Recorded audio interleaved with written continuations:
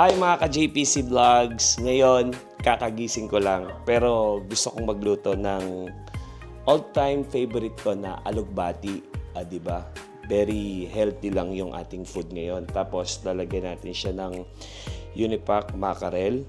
At nakapagperito... Hindi lang sponsor. At syempre, nakapagperito na tayo ng bangus. Ngayon, guys, mga ka-JPC Vlogs, ganito pala akong ginagawa kong pagluluto ng... Siyempre, yung aking oil, less cholesterol. Diba? Less cholesterol. Mabilis lang ang pagluto nito. Ilagay na ako ng mantika. Tapos, pag mainit na, lagyan natin yung bawang. Sobrang bilis lang nito, kaya minsan, pag gusto ko talaga ng madalian na pagkain, tapos nag-crave talaga ako sa mackerel, tapos favorite ko talagang nilalagay itong alugbati. Dahil ang alugbati, very healthy to sa katawan. So, kaya ito pinaka-favorite ko sa mga dahon-dahon na gulay. Yan. Kung luto na ibawang, lagay na natin to. Sibuyas. Dinamihan ko yung sibuyas para mas malasa. Pakita mo yung ginigisa natin, ang bango. At saka, di ba, ang daming sibuyas. Okay. Lagay na natin to para mas mabilis. Gutom na talaga ako. Dahil nakagisa na ang bawang, sibuyas at kamatis, lagyan natin ng patis. Uy, para mabango.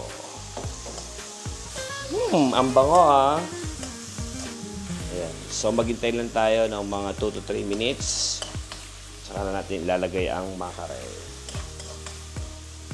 Dahil ang bango na ng aking ginigisang bawang, sibuyas, kamatis, pwede na natin ilagay itong Unipac mackerel. Kaya pag nagugutom kayo, ganito lang lutuin nyo, mas mabilis. Okay. Haluin lang natin siya.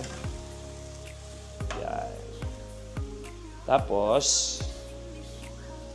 lagyan natin ng tubig. 1 cup of water. 1 glass of water.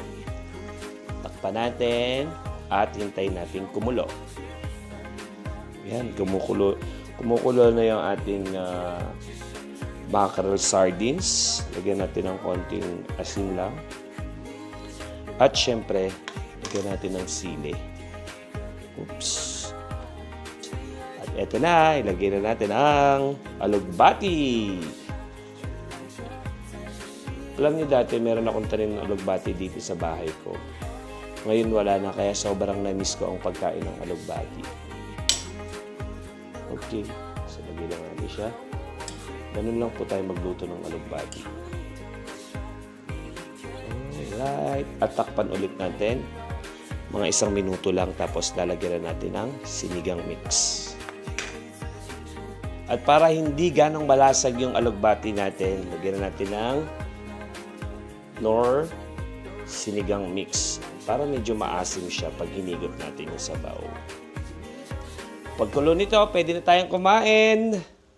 So guys, thank you.